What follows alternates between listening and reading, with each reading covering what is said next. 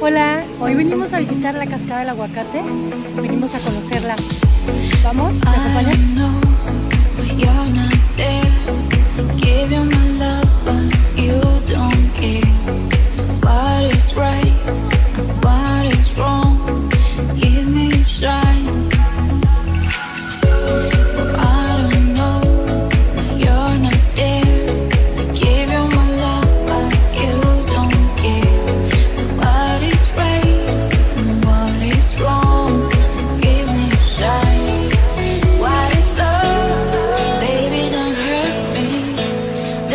Bueno, después de bajar varias escaleras, estamos a punto de pasar por una especie de puente. Ahorita te los voy a enseñar.